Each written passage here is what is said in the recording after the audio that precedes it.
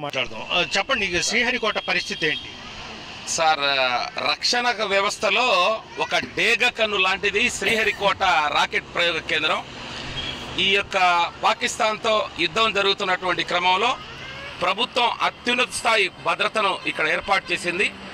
So దేశానికే ప్రతిష్టాత్మకమైనటువంటి ఈ కేంద్రంలో పూర్తి స్థాయిలో నిఘా కానివ్వండి, నిఘా వర్గాలు కానివ్వండి, పూర్తి స్థాయిలో ఇటు సముద్ర మార్గం వైపు అన్ని వైపులా కూడా ఒక ప్రత్యేకమైనటువంటి నిఘా వ్యవస్థతో అన్ని రకాలైనటువంటి భద్రతా చర్యలు తీసుకుంది.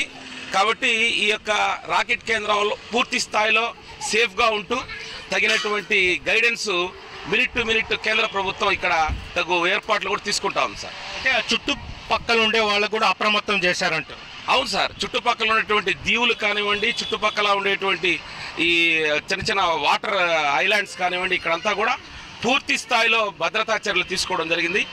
ఆ రకంగా పూర్తి స్థాయిలో సేఫ్గా ఈ ప్రాంతం అంతా ఉందని మేము 100% భావిస్తా ఉన్నాం. అలాగే అంటే యుద్ధం మీద మీ అభిప్రాయం ఏంటి సార్? యుద్ధం ఇప్పుడు ప్రతి భారతీయుడు గర్వపడేలాగా ఇవాళ భారతదేశం ఉంది. రక్షణ రంగంలో మా ప్రాంతంలో ఉన్నటువంటి ఇస్రో ఒక డేగ కనులాగా ఉండి ఇవాళ దాదాపు 100 అంతరిక్ష ప్రయోగాలు చేసినటువంటి ఈ యొక్క ఉపగ్రహాల్లో 50కు పైగా ఉపగ్రహాలు పూర్తి స్థాయిలో సమాచారాన్ని అందిస్తున్నాయి. మేము గర్వకారణంగా చెప్పగలం, సూళ్లూరుపేట నుంచి మొట్టమొదటి రోజు జరిగినటువంటి దాడుల్లో స్పష్టమైనటువంటి మ్యాప్స్ అందించి ఆ యొక్క ఉగ్రవాదుల స్థావరాలను అందించినటువంటి సమాచార నిపుణత ఘనత ఇస్రోది అని మేము గర్వకారణంగా చెప్తా ఉన్నాం. అదేవిధంగా ఇస్రో తన అమ్ముల పొదిలో ఉన్నటువంటి అనేకమైనటువంటి అస్త్రశస్త్రాలు కూడా దీంట్లో ఉపయోగపడ్డాయి. డిఆర్డిఓ అందించినటువంటి ఆకాశ్ ఈరోజు ఒక ఆట ఆడుకుంటోంది. ప్రపంచ దేశాలకి ఇది కేవలం పాకిస్తాన్లో ముష్కరులకే కాదు, ప్రపంచ దేశాలకి ఈ యుద్ధం ఒక నమూనా యుద్ధంగా ఉంది. మా దేశానికి మేము ఎవరి జోలికి పోం, మా దేశం వైపు చూస్తే ఖబర్దార్ అన్న విధంగా ఈరోజు భారతదేశం తన సత్తా చాటుతూ air to air, earth to earth, water to air అన్ని వైపులా చుట్టుముట్టి ఒక స్టార్ వార్ నడుస్తూ ఉంది. ఈరోజు ఆకాశ అంతరిక్షంలో రక్త సింధూరాన్ని దిద్ది మోడీ గారిని ఎవరైతే అపహాస్యం చేశారో వాళ్ళందరికీ కాదు, ప్రపంచ దేశాల్లో ఒక భయాన్ని, భయోత్పాతాన్ని ఉత్పత్తి చేసి భారత్ సత్తాన్ని చాటినటువంటి యుద్ధం. ప్రతి జవాన్కి మేము వాళ్ళకి హృదయపూర్వకంగా హ్యాట్స్ ఆఫ్ అండ్ సాల్యూట్స్ తెలియజేస్తా ఉన్నాం సార్.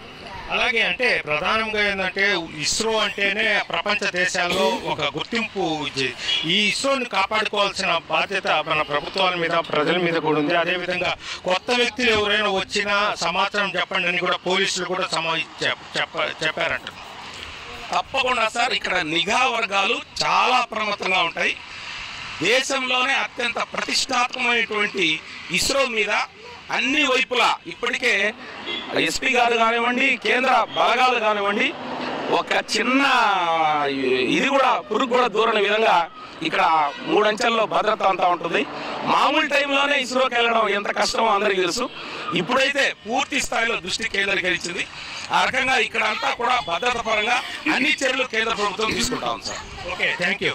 శ్రీహరికోట ప్రాంతానికి చెందిన వ్యక్తి అతను. ఇతను కూడా చెప్పాలంటే గతంలో కంటే ఇప్పుడు భద్రత చాలా కట్టుదిట్టంగా ఏర్పాటు చేయడం జరిగింది. ఎందుకంటే మామూలుగా పాకిస్తాను, ఇండియా మధ్య జరుగుతున్న ఒక ఉగ్రవాదుల మీద దాడి చేస్తున్న కారణంగా మళ్ళీ పాకిస్తాన్ ఉగ్రవాదులు, పాకిస్తాన్ వాళ్ళు మళ్ళీ ఇలాంటి ర్యాకెట్ ప్రయోగ కేంద్రాలు, ఇది చాలా ప్రపంచంలో ప్రసిద్ధిగాంచింది. ఇలాంటి వాటి మీద కూడా వాళ్ళు దాడి